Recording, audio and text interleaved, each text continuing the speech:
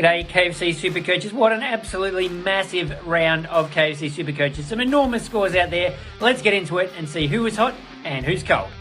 Who was hot in round 7? There were some huge scores to choose from. Lots of players I could have put in here, but I'm going to start with Max Gawn because I love the big guy. I had the VC on him. That's probably got a fair bit to do with it. Pumped out a 172 against the Hawks, which was double for me and for a lot of other people. He's just been in absolutely fantastic form, averaging 146 points per game over his past 4 matches. Remember those first 2 rounds when he couldn't crack the ton and we were worried about him. Some people traded him out, and now this is becoming a big issue, a big advantage if you've got Max versus players who don't. So he's now 20 grand more expensive than he was to start the season, if you can believe that. But if you don't have him, it might be something you have to think about, especially given he's got the Eagles coming up in 2 weeks, and we know what sort of points they've been giving up to Ruckman.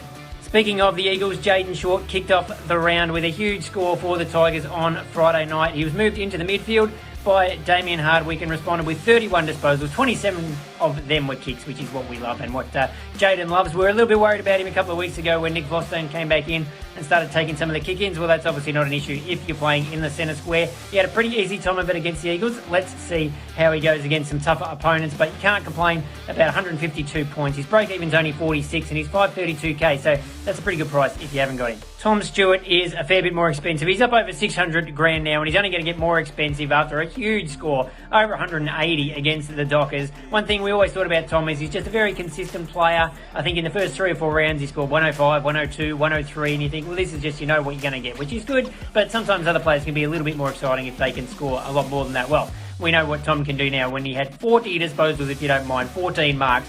So just absolutely massive. His break-even's only 69, so he's only going to get more expensive. I think that probably prices him out when you've got other defenders like Short who are a bit cheaper. But if you've got Tom Stewart, what a fantastic pick.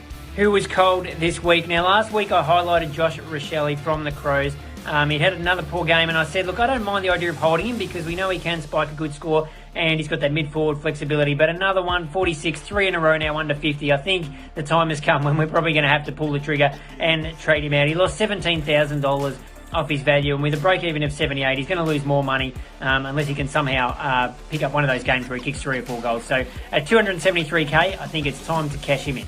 Sam Hayes, Port Adelaide Ruckman, was one of the most popular trade-ins of the season last week, added to more than 60,000 KFC SuperCoach teams, and that was fine. If you had him on the bench, you wouldn't have minded his 53 points. He still went up 67 grand, and he's got a break-even of minus 36, so he's going to make more money. If you had him on the field, though, especially compared to people who might have had Max Gawn in that position, that was a real concern, but I wouldn't panic.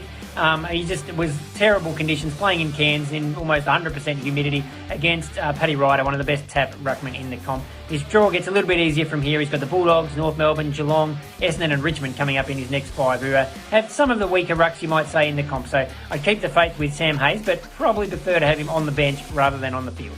And the last player in the cold category this week is an all-time KFC SuperCoach favourite, Jake Lloyd from the Swans. Talking about premium defenders, I had him in my team in the preseason almost all the way up until round 1, and then he missed that first game, and I took him out, thankfully, really, because he just hasn't been able to live up to his previous heights. The Swans have a lot of players now who can win a lot of the footy in the back line. They don't rely on Jake Lloyd as much as they used to. He's dropped all the way down to 496,000, which is a great price if you're looking for fallen primos, but I don't know if I'd trust him to bring him in. He's 85 on the weekend with his 3rd under 100 for the year. His highest score is 105. His break-even's 133, so he's only going to get cheaper.